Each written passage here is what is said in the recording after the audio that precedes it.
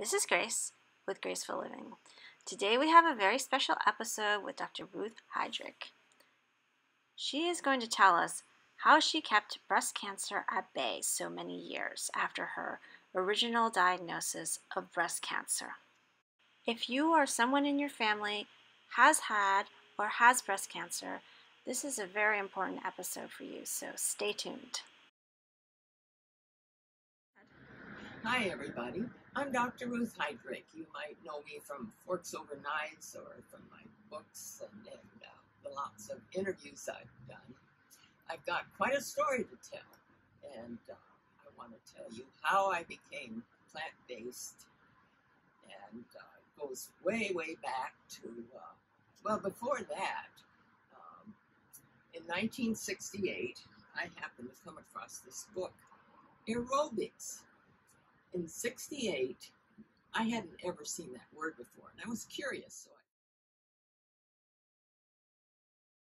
so I picked it up at the newsstand, and it was about exercise and running, and I thought, that's interesting, and I was about to board a long flight, and I thought, this will be good reading, so I read through it and put it down. The next morning, I ran.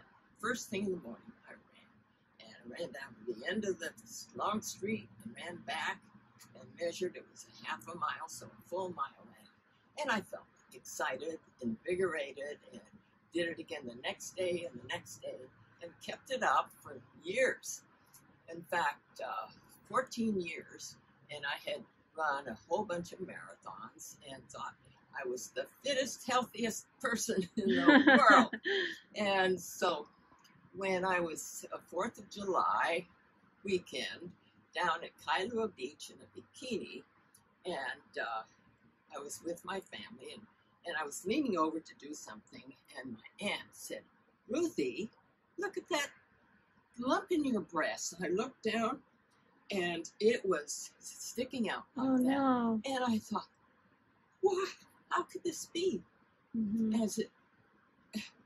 I just was stunned, and I lay down, and it was sticking out, and so I got into the hospital right away, and he looked at it, and he says, "Why'd you wait so long to come in?" And I said, "I've been having mammograms," and the Didn't last pick it one up? was clear. Jeez. And he said, "Well, we need to get you I'm going to do an excisional biopsy, and rather than mess around, I'm just going to take out the whole thing."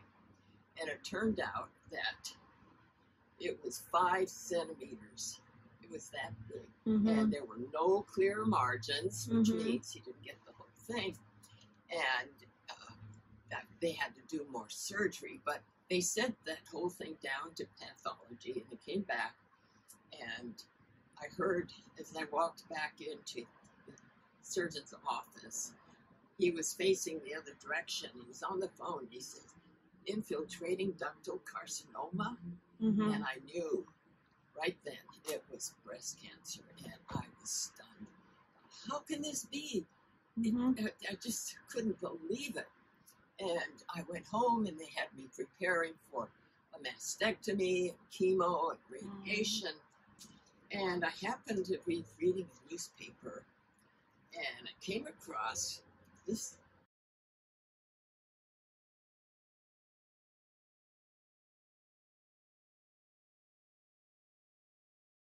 It says, "Wanted women newly diagnosed with breast cancer to participate in diet research study." And I thought, well, that's interesting. I was working on my PhD at the time, by the way, and anything research-oriented, I was all for it. And I said, well, I'm going to prove it wasn't my diet. I studied nutrition in college, and I knew that chicken and fish were healthy, but you take the skin off, and with milk, you do skim milk. So I was going to help him prove that it wasn't the diet. And so I called the phone number, and it was a local number. And I got right through to, "This is Dr. McDougall." I said, "Dr. McDougall, this is Ruth Heidrich. I just got diagnosed with breast cancer. and I saw the notice about your study. He said, get your medical records. Get in here. I want to talk to you right now. So a couple of days later, I walk into his office, and he's looking at the pathology report. And he said, the study is, I want you to change your diet to a completely plant-based, vegan diet, no animal foods and no oils. And I said, wait a minute, I have a healthy diet. Yeah. I eat the chicken and fish, and he's shaking his head, and he said, no, it's the animal foods. He said, how can that be? He reached around and pulled open a file drawer, and he says, here's the research on the animal studies, and here's the epidemiological studies, the population studies that show those populations that eat little or no meat, like the rural parts of China, never have breast cancer. But even in China, like Hong Kong, Shanghai, Beijing, higher rates of breast cancer. And he says, you look in the United States, and they're all eating the standard American diet, and breast cancer rates. Actually, back then, in 1982, it was 1 in 14 women getting breast cancer. It's now 1 in 8. Jeez. So it's increasing because more and more people are eating junk food and more animal foods and fast foods, which back in the 80s were less common. So we're going in the wrong direction. Yeah. So that's the beginning of my dietary change. And I was still running, even after the biopsy. I was still fit and felt healthy enough, and kept up with my running, and changed that. I walked out. He spent 2 hours with me. I walked out of his office fully convinced. And so when I got home, my then husband said, you have fallen into the hands of a quack. I said, no, I saw the data. He said, that is BS. I mean, that can't possibly be. Yeah. But I was convinced and did it anyway. In fact, sometimes people ask, well, how soon did you see the results? And I smile and say, the next morning. What? I said, yeah, I had been constipated all my life and didn't know it. Doctors had said 3 or 4 times a week is normal for some people. Well, I was a candidate for colon cancer and didn't know it at the time. So I didn't stop the running and felt better, felt stronger, wanted to run further, faster. And my next marathon, the Honolulu Marathon in December, I ran it, and I took 17 minutes off my best time. Good for you. And the next morning, I was totally recovered, no soreness, and I'm ready to run again. I thought, wow, this is incredible. This diet is so great for that as well. And the bone pain was going away. My liver enzymes got back down to normal.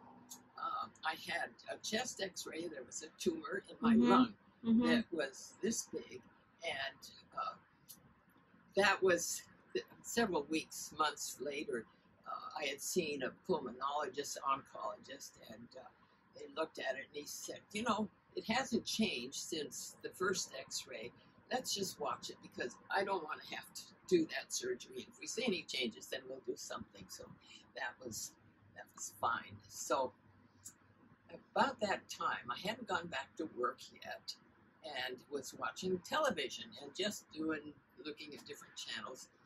And I came across the ABC Wide World of Sports. And I saw the Ironman Triathlon. And I thought, oh my goodness, that's right here in Hawaii. And I can do marathons, and I was all excited about that. And anybody can ride a bike. I had a bike in the garage. And of course, growing up in Lanikai, Hawaii, I learned how to swim when I was 3 years old. I thought, I'm going to sign up for that. And I found out you had to qualify. Yeah. And so I did a half Ironman the next year. And then in 1984, 2 years later, crossed the finish line, my first Ironman, Mhm. and it was just That's an great. incredible experience. And I thought, wow, I got to show the world. I was the first vegan Mhm. to do it, the first cancer patient to do it, and I thought, everybody's going to take notice. Well, Yeah. no, Nobody. nobody. You know, they thought this is kooky. Mhm. It's anecdotal. Yeah, yeah. But then Continental. Oh, I did get midweek. Mhm. In fact, that picture right there Uh-huh. was the cover of midweek, and Mhm. I started getting some publicity. And I got a call from Continental Airlines, Mhm. and they said, "Don't they have an Ironman in New Zealand?" And Mhm. I said, "Yeah." He said, "Why don't we send you there to do that?" Yeah. Well, wow, you're going to sponsor me. Fantastic. So I did that, came back with the front page of the New Zealand Herald. Mhm. And it front page, 2-inch letters, Ruth, the Mhm. woman of iron, and a big picture. Mhm. Came back and get that to the desk of the sports promotion guy, Dennis, and he looks down at that, he looks up at me, and he said, "Don't they have the next Ironman in Japan?" I said, "Yeah." Well, I had done October in Kona and Mhm. March in New Zealand and August for Japan. I thought, 3 Ironmans and nobody. And I thought, what are they going to do, fire me if I don't do it? So I said, yes, yes. Well, basically the same thing happened. Mhm. So I was doing great and having a great time. In the meantime, though, after they did the mastectomy on the right side, which left me this flat. Mhm. But they wanted to do a mastectomy on the left side Mhm. because even though nothing showed up, he said, "You're at such high risk for Yeah. cancer on the other side. Let's do a double Double. mastectomy, and then Mhm. we can do silicone implants, Mhm. and you can look normal again." Yeah. And I thought, fantastic. Yeah. But the surgeons had taken off all everything, the Mhm. skin, Mhm. down to the muscle, even the fascia they Uh-huh. took off. But they used to take the muscle off, the Jeez. pectoral muscles, a radical mastectomy. Yeah. Mine was a modified radical. So, Mhm. but because there was no skin, it was just 2 incisions here. I Yeah. had to wait a year Uh-huh. for some skin, and I was stretching the skin so Yeah. that they could implant. They didn't have tissue expanders Uh-huh. back then.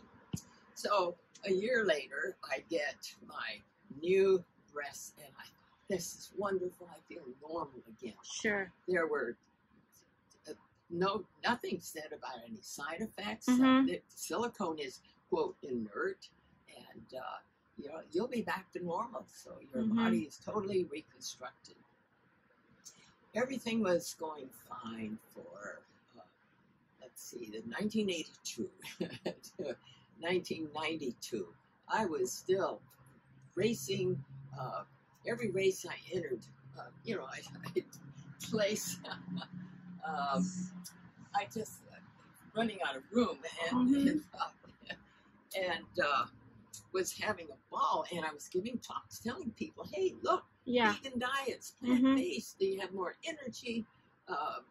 Not only will you reverse cancer, Mhm. you can prevent it." And So you didn't get any chemo or radiation or no, anything? that was a condition of being in the study. Yeah, no chemo, no radiation. Mhm. So it was just the surgery and Mhm. then going plant-based. Did they limit your fat intake? Well, no oils. No Okay. oils. But you can eat avocados and nuts. Low fat. Yeah. Okay. He said, So was there a limit on the amount? no. Just in case anybody wants to do it, Yeah. I didn't do nuts and seeds at the time. I didn't do avocados and olives. Mhm. In fact, Have you done that now, or has your diet changed? Not no, really. it's still low fat. Okay. Still low So fat. he said no nuts, no avocados. No avocados and olives, but Okay. I do have a tablespoon of flaxseed, Okay. ground flaxseed, Sure. and chia seeds because I wanted to make sure what I didn't know then about omega-3s and how Sure. important they are. I know now. So, Yeah. that's part of my So no processed food either. No. Mm. In fact, Can you eat rice? Brown rice only. Brown Okay. rice. In my first book, A Race for Life, where I talk about the diet. Sure. And I say if it comes in a package in a wrinkled box or envelope, whatever, don't eat it. If it has a list of ingredients, don't eat it. Just stick to whole vegetables, fruits, legumes. Sure. Yeah, whole foods. So I was doing just great. You're going to have to stay tuned for more information in the next session where Dr. Ruth is going to tell us more of her story. Thank you so much, Dr. Ruth, for spreading the word on the miracles of a plant-based diet. If you like this video, please give me a thumbs up and subscribe, or follow me on Instagram. Please go to graceinhawaii.com for more information.